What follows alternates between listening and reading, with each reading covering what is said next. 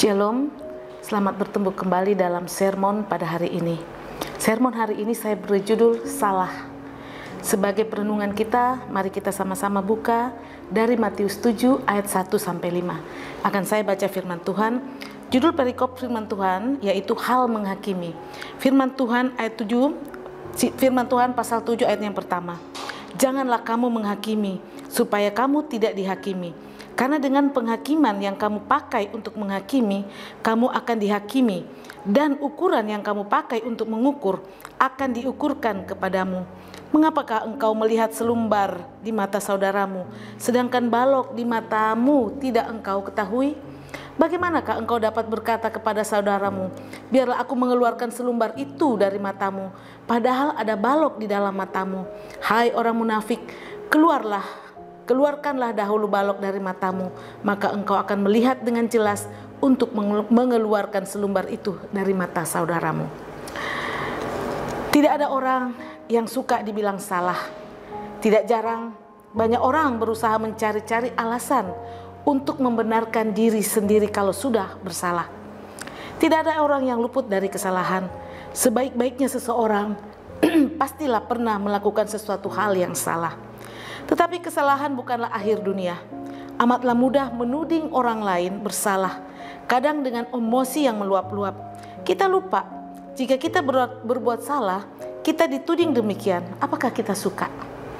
Mudah melihat kesalahan orang lain, tapi sukar melihat kesalahan sendiri. Ingatlah akan peribahasa, gajah di pelupuk mata tidak nampak, tapi kuman di seberang lautan nampak. Tidak selalu mudah, tetapi hendaknya kita berusaha melihat sisi baik dari setiap orang yang pastinya juga dimilikinya kelebihan. Juga tak lupa melakukan introspeksi diri atas kesalahan yang sudah pernah kita perbuat. Salah adalah manusiawi, tetapi bukanlah berarti boleh melegalkan kesalahan itu sendiri. Ada kisah bagaimana seorang kritikus, dia mengunjungi galeri lukisan. Dia melihat lukisan yang ada, namun kali ini dia lupa membawa kacamata. Semua lukisan yang dilihatnya dikritiknya. Sampai ia tiba di sebuah cermin besar. Dengan semangatnya ia berkata, aduh, lukisan ini jelek sekali. Mana ada lukisan orang seburuk ini di dunia?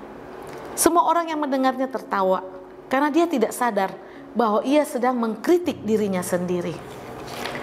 Firman Tuhan menasihatkan kepada kita, agar kita lebih dahulu mengintrospeksi diri sendiri.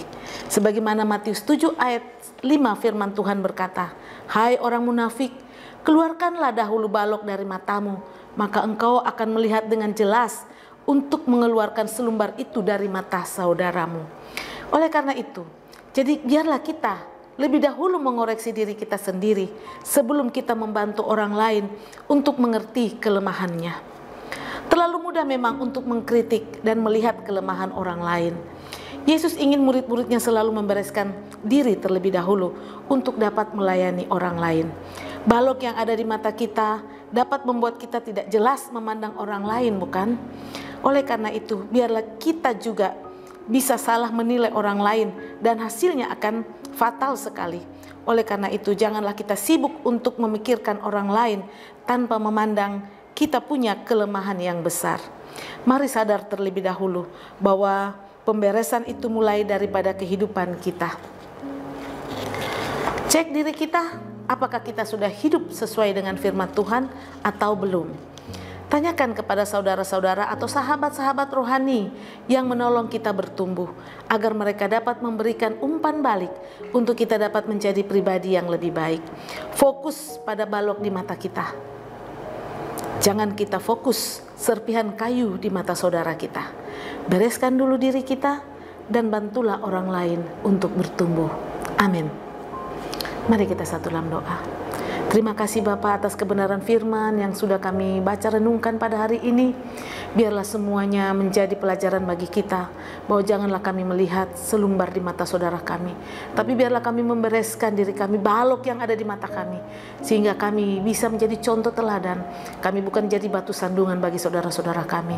Ampuni kami Bapa, kalau kami masih sering menghakimi saudara kami masih sering menilai orang lain, kami tidak melihat diri kami. Oleh karena itu ya Tuhan, Melalui kebenaran firman-Mu saat ini kami dikuatkan, kami diajar, kami diteguhkan untuk lebih lagi belajar kebenaran firman-Mu, mengimani setiap kebenaran-Mu, melakukan dalam setiap hidup kami. Terima kasih Bapa, ampuni kami, sebagaimana kami juga sudah mengampuni orang yang bersalah pada kami. Ini doa syukur kami. Kami alaskan hanya dalam satu nama, Tuhan kami Yesus Kristus, yang adalah Tuhan dan Juru Selamat kami yang hidup. Haleluya. Amin.